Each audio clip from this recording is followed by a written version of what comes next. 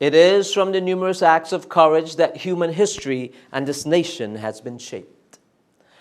Lost causes are still the only causes worth fighting for, and that nonviolence is the only weapon with which to fight for these causes. You see, each time someone stands up for an ideal, or acts to improve the lots of others, or strikes out against injustice, they stand for a tiny ripple of hope, and daring this ripple to build a current which can sweep down the mightiest of walls of oppression and injustice. The more the world changes, the more it remains the same.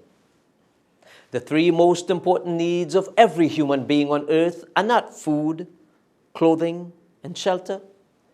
It is the need for freedom and justice and healing.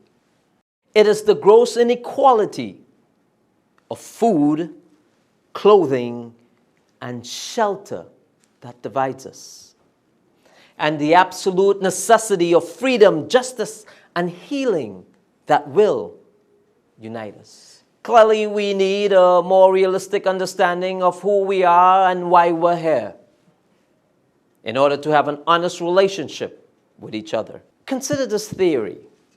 If we shrunk this country into a single village based on the demographics of 100 people, where in ratio all the existing races remain the same, there would be 60 women, 40 men, 23 Africans, 22 Indians, 30 mixed races, 8 Syrians, 4 whites, 3 Chinese, 3 Hispanics, and 7 other races. There would be no doctor, no nurse, no dentist, no hospital or clinic, no school. There would be no safe drinking water.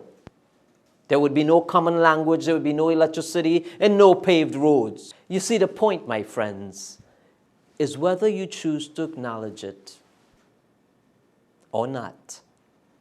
We are all responsible for each other.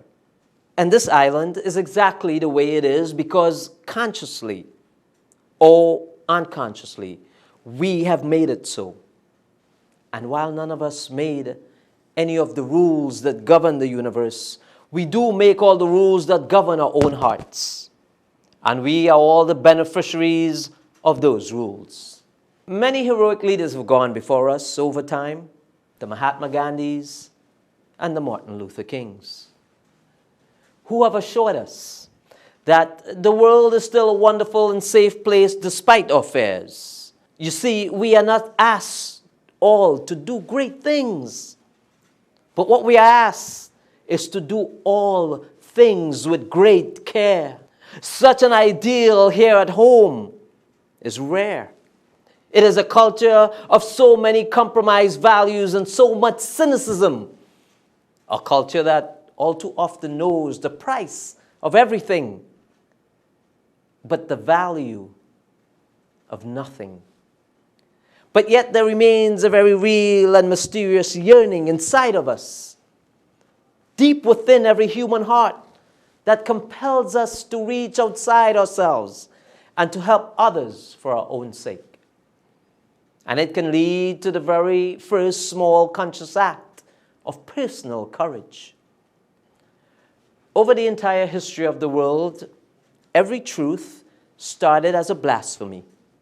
And no one has ever made a contribution of any real work without self-sacrifice, personal sufferings, and sometimes even death. You see, the Irish tell a story, and it's a good story. St. Peter said, when this guy knocked on his door, "Do you want to come into heaven?" The young man said, "Yes, let me in." St. Peter said to him, "Show me your scars." The man said, "St. Peter, I have no scars." St. Peter turned to him and says, "Was there nothing worth fighting for on earth that you have no scars?